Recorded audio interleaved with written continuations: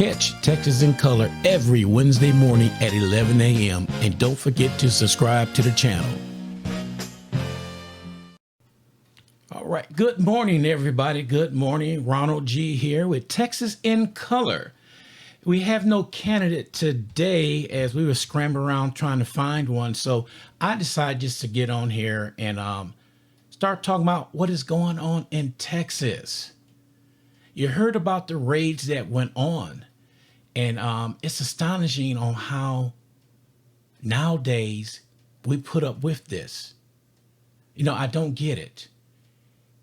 Let's do a little history about how this came to be before we jump into, because several things I want to talk about this morning.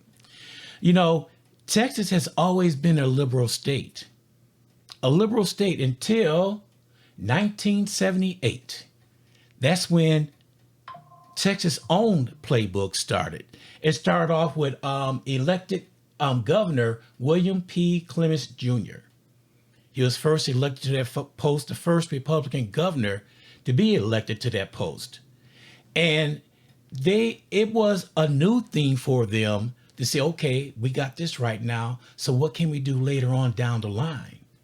Well, he was defeated, but that was just temporarily. And then came back in 1984. You get where I'm going? So they pretty well started controlling everything. They put the power play into play. And they used these intimidating tactics back then. They intimidated so much that some of the Democrats jumped ship and switched parties. And that made it even worse. So as they were going along and they were getting all this going on, they started gaining more power in the House. Gerrymandering. They were doing all that. Before they was doing that undercover, you know, you didn't hear about it. Like Abbott nowadays won't say anything he's going to do. They'll tweet it out and it won't get on live TV and tell what they're doing. They were always hiding and doing things. No matter what it was, they were hiding doing things.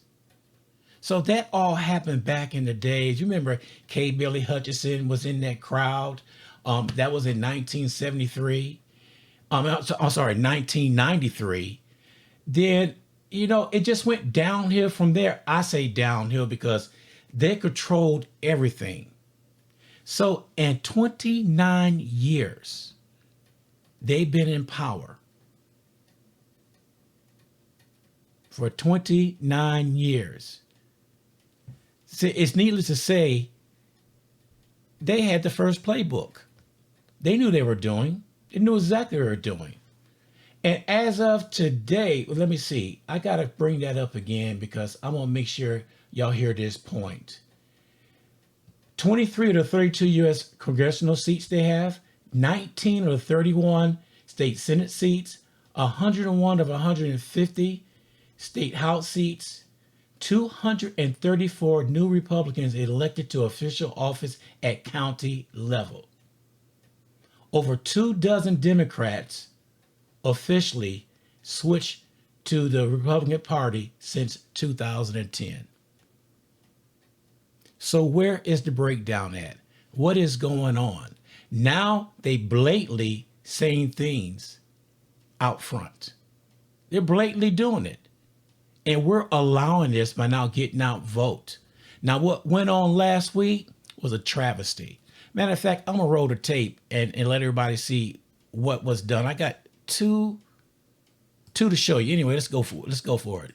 Welcome back to America Decides. An 87-year-old woman who says her home was raided by officials as part of the Texas Attorney General's investigation into allegations of voter fraud tells CBS News those operations, quote, scared the hell, unquote, out of her. Lydia Martinez, a longtime member of the League of United Latin American Citizens, or LULAC, says officers questioned her for hours, confiscated her phone and computer, and made her wait outside while searching her residence. I said, let me get dressed. And she says, oh, go outside. What were you wearing? My nightgown, and I had all these policemen around me. It was embarrassing, humiliating. I was so angry. It was horrible. Texas Republican Attorney General Ken Paxton's office said last week it is investigating what it said were allegations that some organizations in Texas have in the past unlawfully registered non-citizens to vote or engaged in what they described as vote harvesting. A Latino civil rights group calling for a federal investigation after its volunteers said they were targeted by Texas Attorney General Ken Paxton. The civil rights organization, LULAC, says officers broke down a door. They say an 80-year-old's medicine was taken. They say an 87-year-old's home was raided at 6 o'clock in the morning. She's quoted in the New York Times as saying, they searched everywhere. My underwear, my nightgown, everything. They went through everything. And a Democrat running for state House representative says her home was also raided. Cecilia Castellanos says, quote, this is all political. No charges have been filed, but the Republican AG had previously said that his office conducted searches after a local prosecutor referred, quote, allegations of election fraud and vote harvesting, unquote, during the 2022 election to his office. And we've reached out to Paxton's office for comment, but have yet to hear back. They told me that that they needed to talk to me, and if I could open my door, I did. I said, well, are you guys like the real attorney general? Because I'm not sure why y'all are here. And they said, ma'am, can we come in? I said, well, can you please hold on so I could get my husband? When I went to go get my husband, they were already standing by my dinner table. And it was kind of disturbing to me because my son's door is just a few feet away where he was sleeping. They had no paperwork to show you or anything like that? They provided a search warrant, a one-page search warrant, but there was no specifics on it. As far as why did they want my phone? And I was shocked. Mm-hmm. I'm still shocked. Yeah. I'm mad. I'm more mad because my son was a few feet away. I'm mad because my son calls me at work asking me, Mama, is everything okay? Mama, what happened?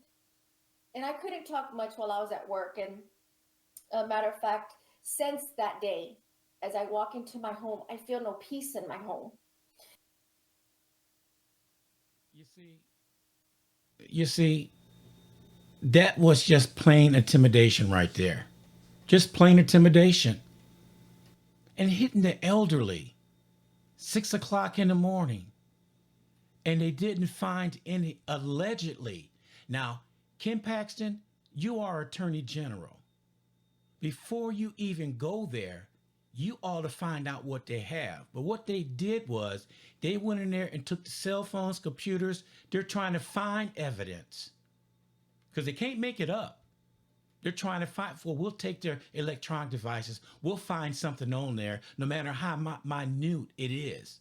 We'll find something on there. Well, back in 2018, Russ Casey, a Texas Justice of the Peace, submitted false signatures in order to ensure a place on the Republican ballot during the 2018 election. Casey then resigned following that he had falsified multiple petition signatures and falsely had other witnesses doing the signatures. Casey pleaded guilty for charge of tampering with government records and received a suspended 2-year sentence and 5-year probation. Now, how come that was not investigated before it went on? Oh, it gets better. This is in Kaufman County. A Republican primary seat in Kaufman County, Dennis Jones, appeared to beat challenger Tracy Gray by 1 vote. So Gray challenged the results, claiming that voter harvesting has submitted a number of illegal mail-in ballots and numerous provisional ballots that were uncounted. A district judge agreed the election was result in the order was a new election. The election came up on July 21st, and Tracy won by 404 votes. Now, I'm going to say this again. Voter harvesting. Did I read that that Dennis Jones was charged with anything? Absolutely not. So what do we have going on here? And I said this many times before, the closer it gets to election, the more, I'm going to call it SOS. That party is stuck on stupid. That's all I could say. Why? See, they're scared. If they had a shoe-in, we wouldn't hear all this, but they're scared. Now you woke up the Hispanic population in voting. You woke up the blacks, the Asians. You woke us up. It's a sleepy giant you woke up. You put all three of us together. No telling what we could do. So things going to continue. Mark my word, there's going to be some more things like this going on. And Ken Paxton don't even know. He's matter of fact, why is he in the office anyway? The stuff that he did, blatantly what he did and got away with it. See, this is what happens. When you start getting away with stuff, you start feeling more confident. You could do anything. The confidence builds. So I'm going to go ahead and do this. I'm going to go ahead and do that. And that's exactly what he's doing. Texas voters, we have no time for this. No time at all. We need to get out and vote. And that young lady, that 87-year-old lady, that they took her paperwork for registering voters, we need to go back her up. Help her out. That's what we need to do, because I don't know about you, but I'm sick and tired of this BS going on. I'm just tired of it. We have to get out and vote in droves, and we don't want to win by 2 or 3 votes. We want a landslide. Okay? That's all I got to say. I got it off my chest. This is Ronald G with Texas in Color. We'll catch everybody next week. Oh, and thank you for watching. And please subscribe to our news channel on YouTube. Please subscribe to that channel right there, because the more you subscribe, the more and more we're going to get this traction going, because we're not going to stop. We're going to keep on going.